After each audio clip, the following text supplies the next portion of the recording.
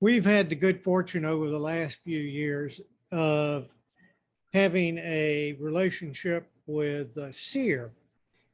And along with that has come Carmen Cavezza. And in the last few months, we've started a mentorship program to mentor the climate ambassadors. So it's a very interesting program. And so tonight we're going to have Carmen and her climate ambassadors tell us about their program. So without further ado, take it away, Carmen. Thank you, Jimmy, and thank you for giving us the opportunity to share more what we've been doing. And I just kind of want to acknowledge that all the ambassadors are working really hard. Some of them, they have some skills as leaders of the community before, I invite them to be an ambassador, but in other ones they didn't. So they have come a long way teaching and educating and learning themselves and teaching me, because that's gonna be the most important part. They've been teaching me how to engage with community in a different way. Some of you may know that I'm a foreign medical graduate. So my background is in healthcare. And as you know, healthcare comes into communities with programs on a top-down basis. So for me to be able to do this type of work, it was to really unlearn a lot of things and relearn new ways to do things in partnership with community. And that's difficult. And in order to do that, you really need to build relationships. So that's how we put together this program. But I would like to start talking a little bit more about what CEER do and what is our campaign. And Jimmy, if you can, are you comfortable doing the presentation? Or no, I'd like for you to do it, but okay. you want to share your screen? Yes, I can do that. I think Stephanie made me host. Share screen, okay.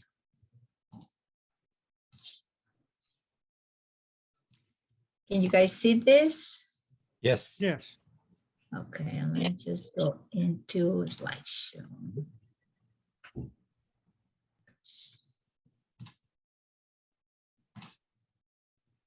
Okay, so this is how our conversation started with the community. How does climate change show up in your neighborhood? And I'm gonna tell you that this was a very difficult conversation because I started working with CEER right after the pandemic hit us. So bringing a conversation or trying to talk to people about climate change when we didn't really know what we were facing at that time. We just know there was something really scary. It have never happened before. It was infecting a lot of people. And here I come talking, by the way, climate change is gonna be the next threat for your community. It was tough.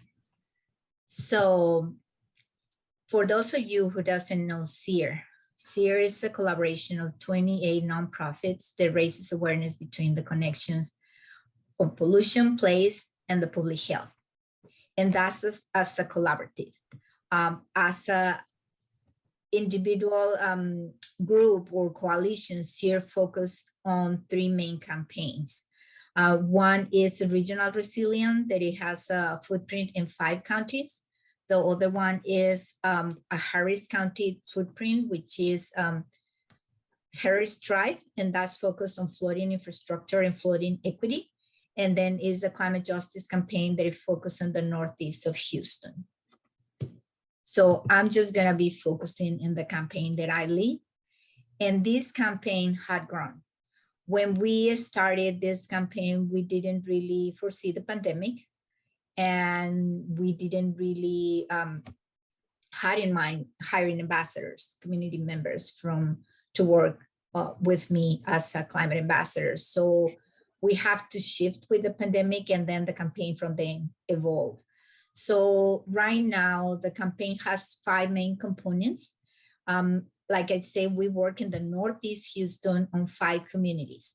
And the components of this campaign, or what we call like a tables, is number 1 is the policy solution, that we wanna get the city and possible the county involved in passing regarding a home retrofit program. The second is the Climate Ambassadors. And you know that we have 14 ambassadors, and they are from those 5 communities that we work in. The third one is the health partners. Part of our grant was to recruit health partners, and I was able to talk to Dr. Perkinson and bring it into this work. And Legacy. Legacy has a footprint in Fifth Ward or in the Northeast, and I was really interested to bring it along. They are tasked with helping us develop metrics about how a home retrofit program is going to have positive impacts on our health. So we are still there, they're learning. And my conversation with Dr. Perkinson has been like, you have to learn a lot of things to be able to do this work because, you know, as a physician, I understand his language, and he talks about, you know, presentations and how the heat is impacting you and the consequences of heat and you know, your chronic conditions. But how do we make him understand what it is like to be in a home that is not energy efficient, that right now with all the promise that Stephanie was doing, drinking cold water, staying inside, how do you stay inside in a home that is not fully insulated, that it has only a small window unit, and that is really even hotter inside, and you have chronic conditions? So that's the part that me and the ambassadors trying to help Dr. Perkinson understand, to bring him as an advocate, not only as a provider, but also an advocate to really push forward policy solutions. The other portion or the other part of this campaign is the City of Houston Design Table. This is what we want to get the city involved in, helping us put together a holistic retrofit program. The city has many programs that they fell short about addressing the needs of the community. And we have provide an analysis of all those programs, because every time we talk to the mayor, we're like, oh, we have a program for that, Carmen. Oh, we have a program for that, Carmen. But those programs, they don't really reach community because sometimes the criteria is very stringent. Sometimes the income level is one that it doesn't allow people to qualify. So we provide this analysis where we show him the gaps on his programs and how can we put together something that is bigger than that, and talk to him in a way that we make it clear that we don't want to reinvent the wheel, but is building upon what he had, filling the gaps of those programs. So that's another table of our campaign. And the last one is the Northeast Community Meeting. That one, some of you had attended. This we planned as a platform, some sort of marketplace where we can invite people, we can educate community, we can gather feedback from community, and we co-design with them in that particular space. That's every third Tuesday. And from there came out 2 other initiatives that we are working on. One is an emergency disaster shelter. This is a community center in the Northeast that I just stumbled upon when I was doing some volunteering food drives in that area. And I get more involved in that community center. And then I saw the possibility of turning it into disaster shelter. So we are in the process of applying for funds to put solar in there, to get it, to get the communities moved towards more a resilient hub. They have a kitchen, they have capacity for 430 people, and there's nothing like that in the Northeast. So that's a project that came up from those meetings. The other one is an energy project that we are also working, and it came out of that meeting when Ms. Dolores brought to our attention how much money they spend on energy in those communities. More than 13% of their income they spend on an electrical bill because the houses are not energy efficient, because their appliances are really old. So, and these residents particularly, they go into prepaid plans. So listening to the community, hearing their needs, we come together with another project, and those 2 are moving forward. So this is kind of the whole climate justice campaign at a glance. And between their meetings, they are requests for the ambassadors to speak, and this campaign is growing. And our goal is, and I was talking to Jimmy when we planned for this this conversation, is that how do we connect these bases to really get a movement going? So our goal is to not just talk about environmental justice, but also to talk about climate justice. And why climate justice? Climate justice recognizes that the impact of climate change is not the same for everybody. And I can tell you that every time there's a storm, the community in the Northeast floods. The streets are getting, you cannot drive past those streets. And I monitor 3 chats, and I hear the people, I see those texts with people saying like, oh my God, the water is getting to my driveway. Oh my God, it's already getting into my house. So we see that the climate change is not impacting everybody the same. So we acknowledge that these communities have been left behind. And part of what we are advocating is some kind of reparation. So in order to invest in communities that they have been left behind, you have to bring those communities up to standards. You cannot just say, you know, out of these $2 million that the city is going to get, each community is going to get 500,000. 500,000 would do good in those communities that they haven't been invested in years. So that's what we are advocating. And when we start talking about this climate change in the communities, it was like, how does it show up in your neighborhood? Because my first conversation with a resident there, it was about climate change. You say, lady, I don't know anything about climate change, but let me tell you, we're dying of cancer.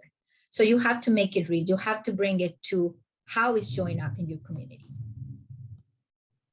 And the way we start doing this work is building relationships with the community. These are my ambassadors with Dr. Perkinson right here in a tour. So we took them to see some houses. Sandra Edwards here in the middle doing some surveys, and Ms. Dolores there helping with the food drive. And with that, I'm gonna invite my ambassadors that they're gonna be helping me facilitate this meeting to tell you more about our programs and what has been their journey. So this is Ms. Irma.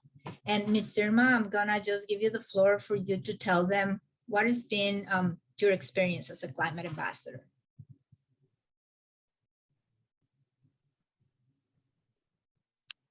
Hi, my name is Irma Marshall.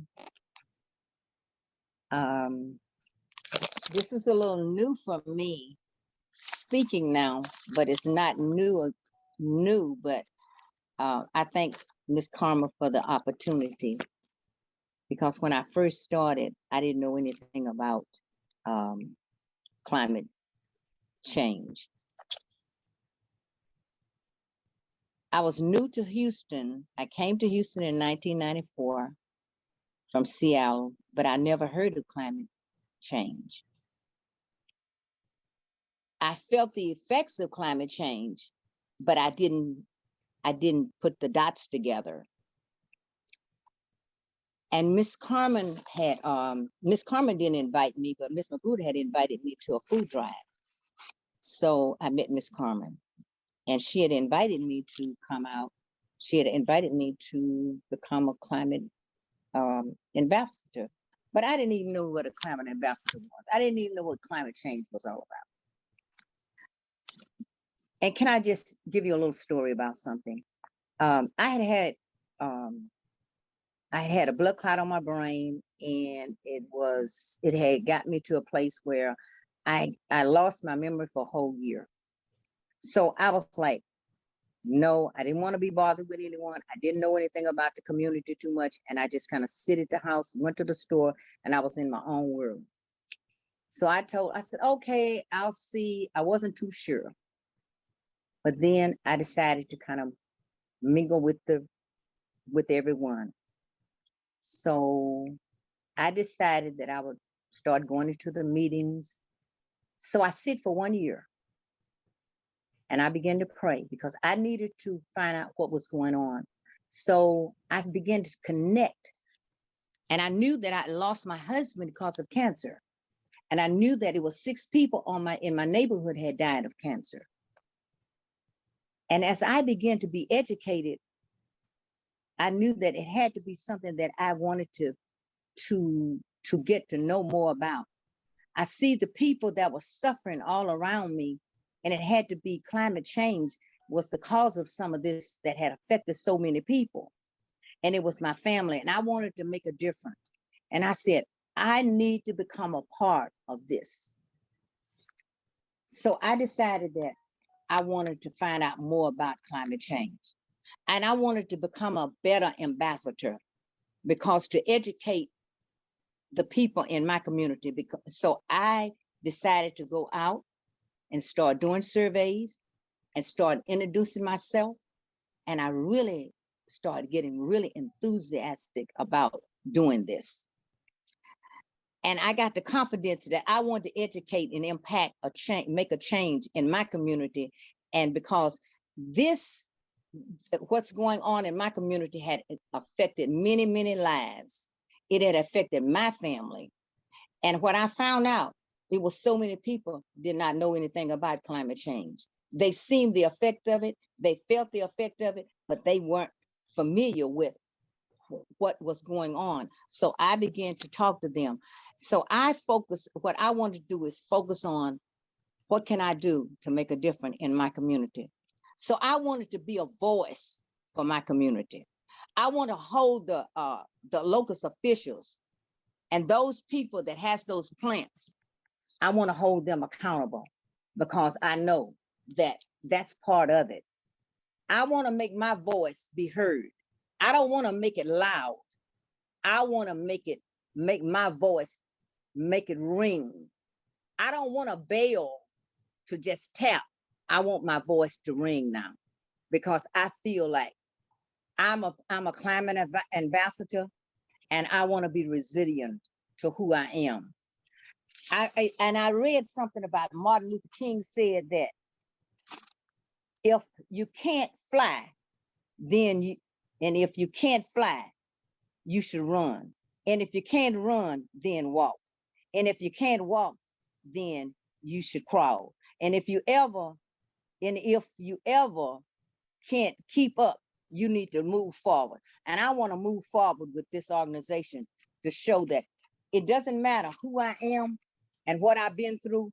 I want to make sure that I make a difference in my community, because I know that what we've been going through in this community, the smells, the plants, and what it has affected each and every one of these floods, the smell, and all of this. I want to make a difference in my community, and I want my voice to be heard, because I've been affected and many others has been affected, because this has affected many of us, because the older people, they may not have a voice, but I feel I can voice for them. Thank you. Thank you, Ms. Irma. Next, we have, Ms. Camille. She's gonna tell you a little bit about our home retrofit program. Ms. Camille, can you take it away? Yes. Hi. Yes. My name is, my first name is Neandra. I go by Camille, my middle name, and my last name is Boyd. I joined CEER as a climate ambassador doing the surveys. So with the surveys, the climate ambassadors, they took the surveys and they knocked on doors, and we had food drives, and we worked with COCO. It's an organization run by Reverend Caldwell, and the Fifth Ward Super Neighborhood, Miss Joetta Stevenson, with the surveys in the community. The people in the community start asking questions about what is climate change. Climate change. Climate change is a change in the global or regency climate of the earth as a whole, or its individual regency over time. Climate change may refer to any time in Earth history. The term is commonly used to describe the current climate change now underway. They also want to know how climate change affected in their lives. Um, one thing was the consequences of climate change. It brought about people having health problems, and the solution to climate change. That brought about green energy and more energy efficiency. And the community also wanted to, their voice to be heard about the pollution that they was having in their community. Those were some of the questions that was brought and asked in the community, but the questions was in the surveys. So the people wanted to know what could be done. They also wanted to try to maybe get the pollutioners to pay for the damage that was causing the problem in the neighborhood. So those changes also brought about changes of the program that CEER implemented with the retrofitting of homes, the energy efficiency that people can more or less have the energy efficiency used in the home can help. Yeah, Ms. Camille, in lieu of time, because I need to give Ms. Dolores also time to speak. You did very good explaining. Yeah, that's kind of how we did those surveys. So we did almost 600, and it was a lot of education that we have to do. And what Ms. Camille is describing, because she joined right after we have finished that. And she was learning as we were moving forward in what community had choose. So from those surveys, this came out the home retrofit program. So thank you, Ms. Camille. Thank you. I'm going to give opportunity for Ms. Dolores to tell you why community choose a retrofit home. And Ms. Dolores, if you can do that in 3 minutes, that will be great. Yes, hello, my name is Dolores Magruder. Right now I'm having a crisis. It's a man that's in a wheelchair. He does not have air in his home. Right at this very moment, we're trying to get him an air condition because he's in his 60s and he can't walk. And the reason why I want to speak on retrofitting is because I've been living in a community called Fifth Ward all my life. At the age of 73, I'm still here providing services for my sisters and brothers, which I call my community members. And I had to grow up in a home that was not retrofitted. Many homes, because I'm a child of Fifth Ward. Many homes I had to sleep on the floor. When back then there, when I was that young, I mean, they didn't have air conditioning. So we had to open up all the windows, and they still doing it right here now in 2022. They didn't have no installation because when winter time came, it was like you was frozen into the house that you lived in, you know, and it just was, you know, light bulbs, you know, they didn't burn brightly because they was old.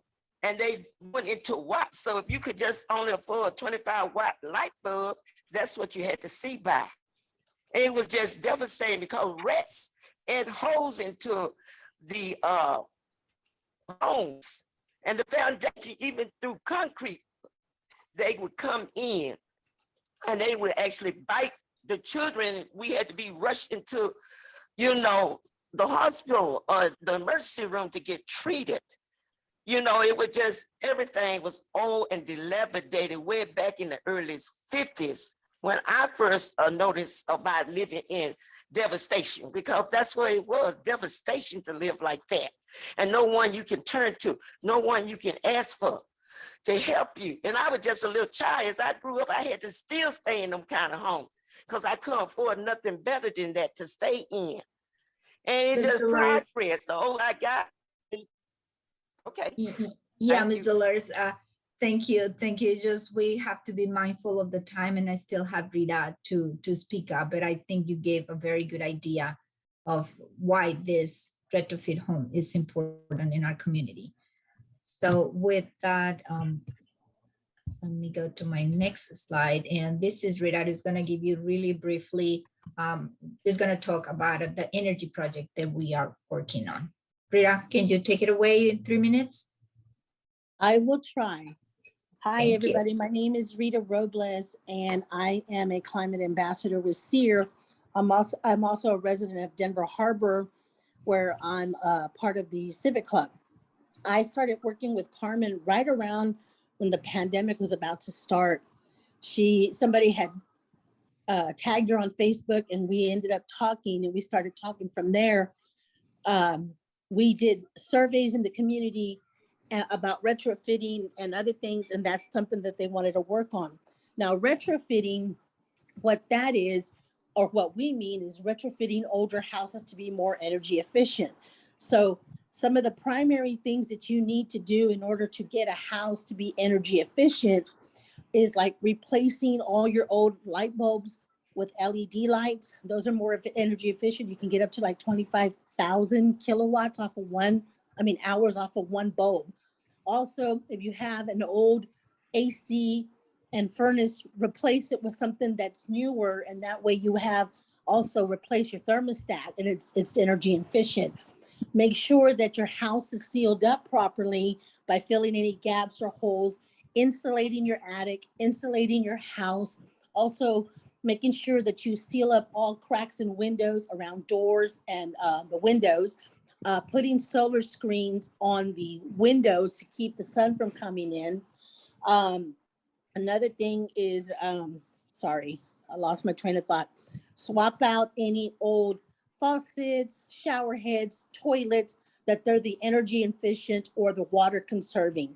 So these are some of the things that we're trying to help work with other nonprofit organizations or organizations in the area, to where people who qualify can get these winterization, weatherization things done to their homes, so that they can go forward if they want to put solar panels on their house, so they can use 100% solar energy. And that's another thing that we're working on. So in a nutshell, that's basically it.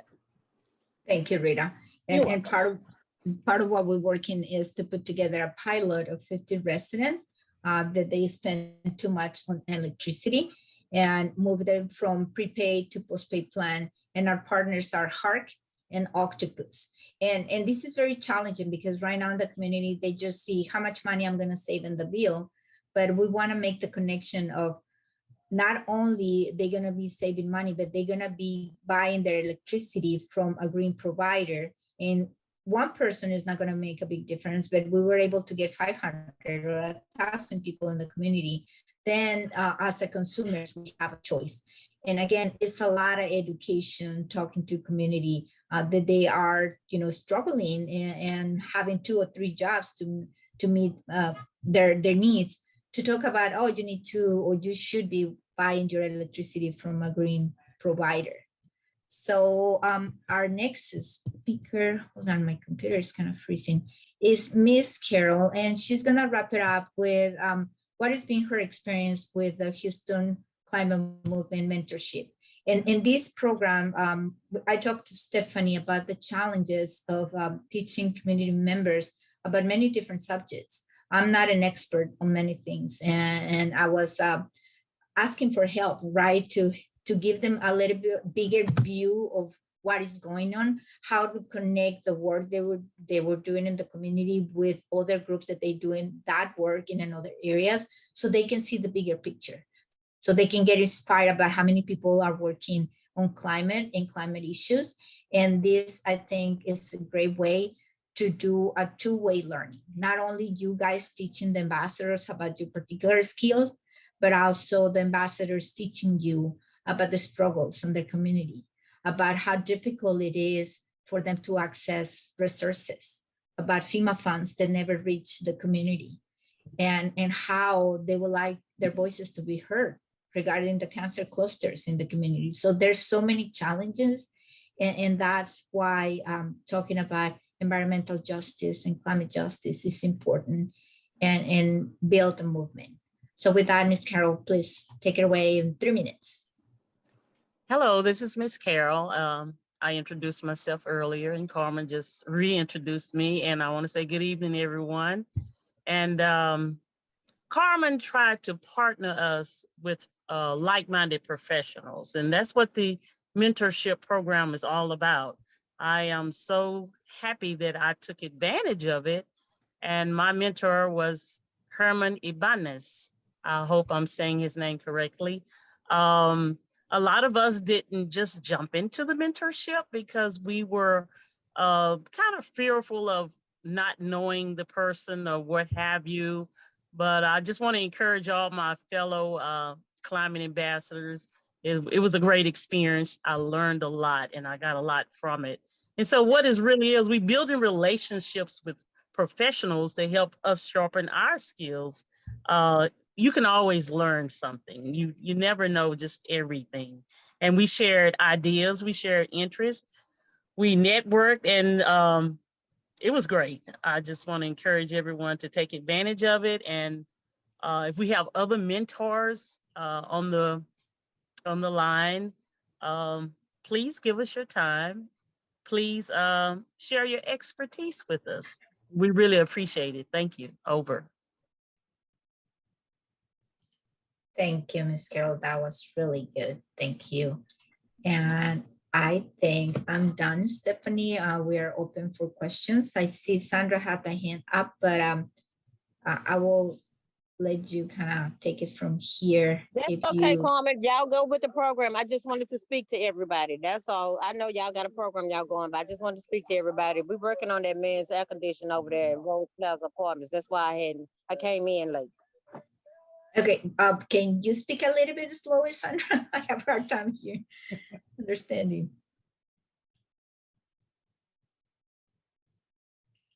Sandra, can you repeat what you say? Oh, I was saying that we are working on trying to get that man an air conditioner at Rose Plaza Apartments. Oh. So that's why I didn't come in when I did, Okay. because we were over here trying to find an air conditioner for him. Okay, well, this is also a good we're doing opportunity. community work.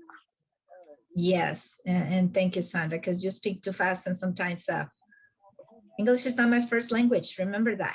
Oh, I'm sorry, baby. I'm so sorry. Yeah, but that's what me, Miss Joelle, and Cookie is out here doing. We out looking for an air conditioner. We're trying to help the residents at Rose Plaza. Okay, and this is also a call for the whole Houston climate movement. And if you guys know somebody that can donate an air conditioner, that will be great. Thank you, Sandra, for making us aware.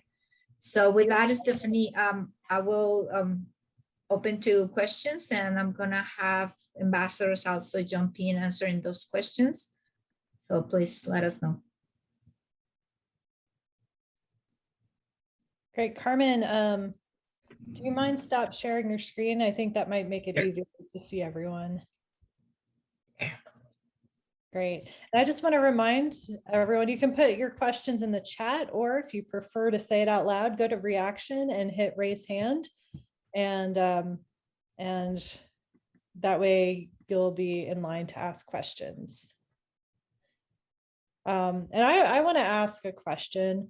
You know, I think you all did such a really great job telling us about the Climate Ambassador Program and all the really good work that you're doing. And I wonder, you know, with the community survey, how did you all do that? That's 600 surveys. That's a lot. What did that take to get that kind of information and to relate to people and get them to fill out the surveys? How did that happen for you all? Yeah, what we did, Stephanie, was partnered with other organizations that they were doing food drives. I was new in the area, so there was no way that I could have just jump in and start talking to people. Going to those places, being there with communities, start building relationships, and I met Ms. Dolores. Ms. Dolores introduced me to the community, and then we started recruiting ambassadors, and she made me aware that just sending the link wouldn't get anywhere because community didn't really have email, so the technology is a big barrier. So we went to their places. We went to Clay Manor, which is a housing complex, and then we went into the food drives. And right there, where half of the ambassadors were serving food, then the other half was asking questions on the line. So it took a lot. It took a lot, but they did very good. And we also delivered to residents. Ms. Zoller was said, let's go to Ms. Hernandez and let's go to Ms. Hector. And then so we were doing this for a few months, but it paid off because we have to come up with a way to meet the community where they were. Just talking about climate change get us nowhere. So in order to explain what it was, I have to produce visuals and say, like, have you ever seen this? Or have you seen this in your community? Or have you ever had this type of problem? And it was just like these visuals and pointing things to make it more easy for them to understand. So, but it did took a lot, and it was a lot education to the ambassadors themselves before they were ready to move forward. Thank you, Carmen. I saw Irma, Ms. Irma, your hand had been up for a minute. Is there something that you wanted to say? Oh, I was just going to say, we knocked on doors, and it was very educational for the clients and along with us. Most of the people didn't even understand what climate change was, but they identified with some of the things, and it helped us so much. And during the food drive, you know, many people, they were very interested in learning, and they were very open to fill out the questionnaires. So, and we were happy, you know. I really enjoyed it because it made me feel very open and helpful to learn so much about people. And they were learning about me because, you know, I was just asking questions, and they were happy, and they was asking questions like, well, what is this about? And, you know, and I was explaining it.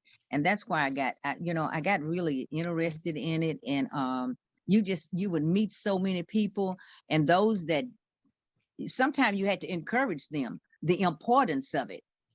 You know, how are you affected? Don't you smell things? You know, and then they say, oh, yes. And they said, well, let me fill it out. And then, you know, and then they got interested in it. And, you know, you give them the importance of it. That's what made it was interesting, because they needed to know the importance of what was happening in the community. And that's when they, you know, it's like, I need to touch bases. I need to connect these dots. What's really happening? Haven't you been sick? You know, you got asthma, and how's it affecting your children in your home? Do you have mold in your home? So we was asking them questions, and then they talked about the plants, and you know, that's what was happening. Yes, we did have those plants over there, and you know, it was really interesting. Thank you.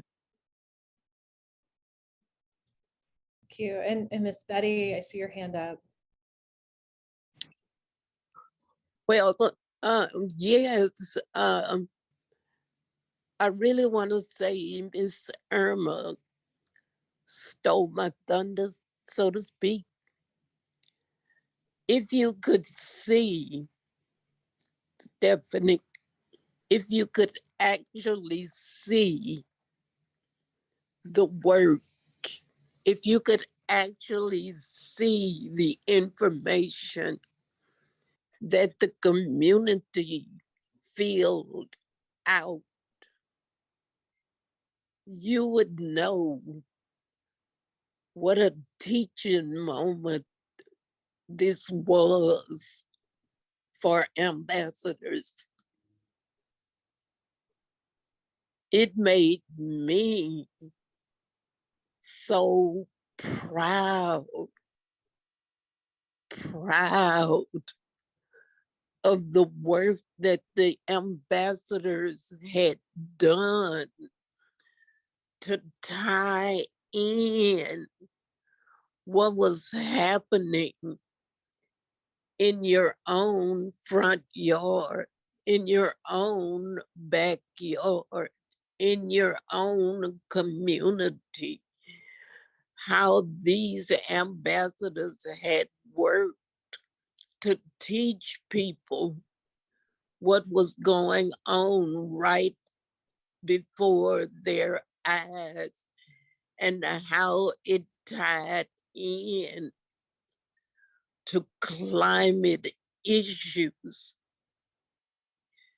And one of the things that got me interested in going to work with Carmen's group was the fact that I had spent some time working for the Department of Environmental Quality.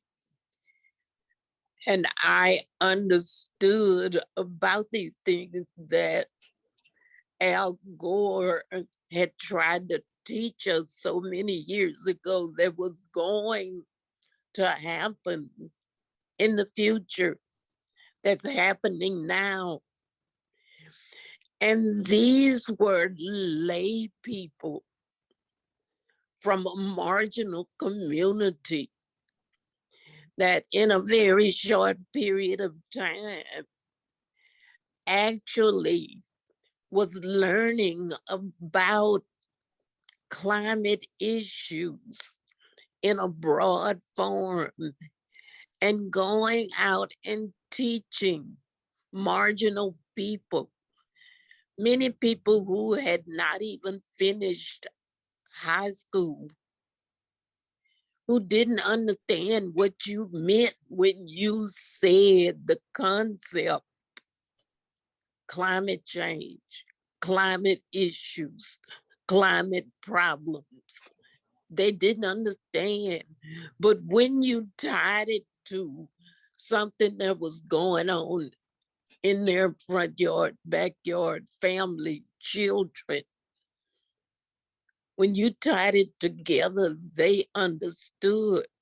And I was gonna say, I know they only had 3 minutes or 4 minutes to speak, but I was gonna say, Miss Irma was downplaying how much she did in teaching these people. And she did say that she learned from them too. I was just amazed.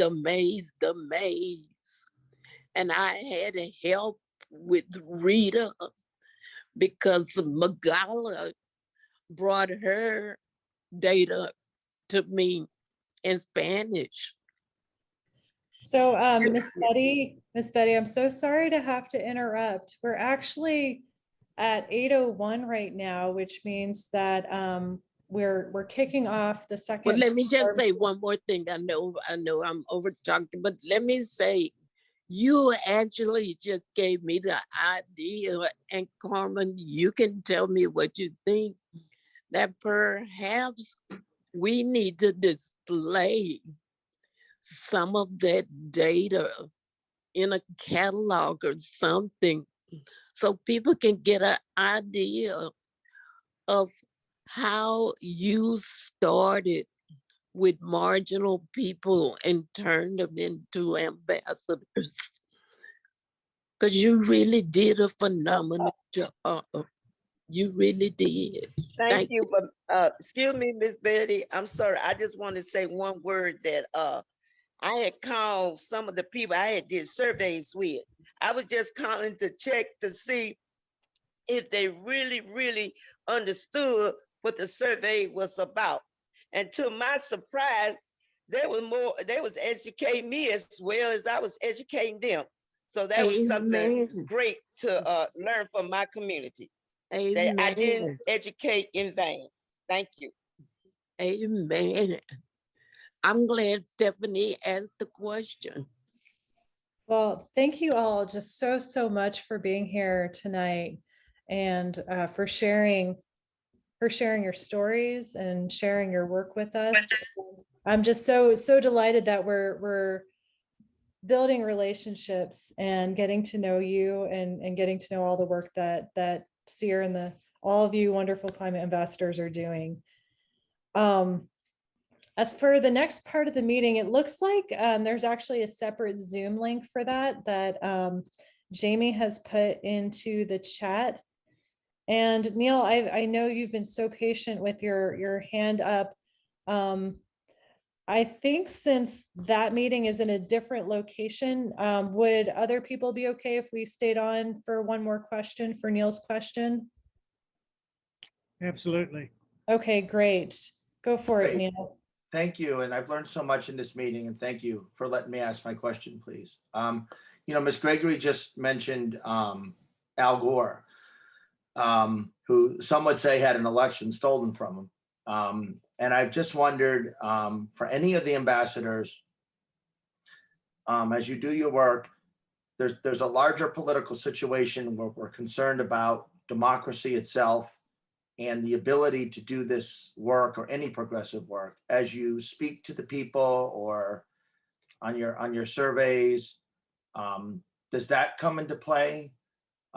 Is that something that overhangs you, that the fact that we're maybe moving towards a situation where as sort of authoritarian or anti-democratic forces take hold, that we're not able to move forward? Is that part of the discussion, or is it not? So that's my question. I think I can take that, Stephanie, and thanking you for your question.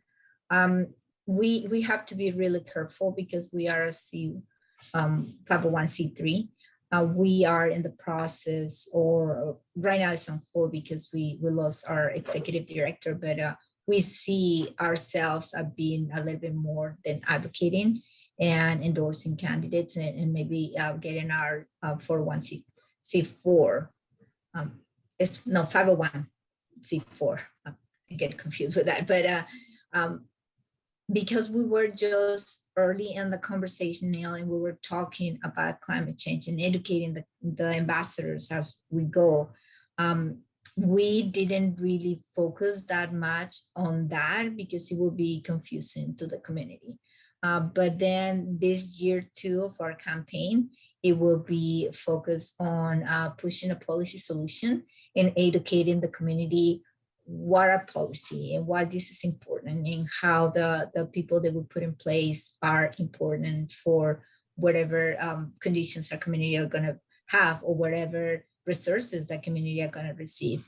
And we want to make clear that the people who we put in power had the responsibility to work for us. And sometimes community that I work with, they don't feel that. So there's a lot of more education that needs to happen to bridge that gap. We just started talking about climate change and from there to move into, do you know that you have to vote for people responsible and caring about climate change? That's still a distance sort of. So things have to happen kind of in steps or incremental so people really process, because the climate change conversation, it was very difficult to have during the pandemic, and we were being careful. From there, we switched into recovery mode, and then we have the Uri storm. So there's so much cumulative trauma in these communities that we have to pick up kind of one subject at a time and kind of bring it into a way the community is going to be open to receive that. And so at that time, we were not focusing on that. We were just focusing how climate change is impacting you. Are you aware of this? These are the consequences, and these are the possible solutions that we have. Great, thank you, ma'am, and thanks to all for allowing my question. Thanks. Thank you. All right, thank you so much, everyone. I'm going to encourage you just to really quickly go to the chat if you can, and put in one word with how you're feeling, and that's our way of closing out the meeting. So as you're ready, go ahead and put your word in.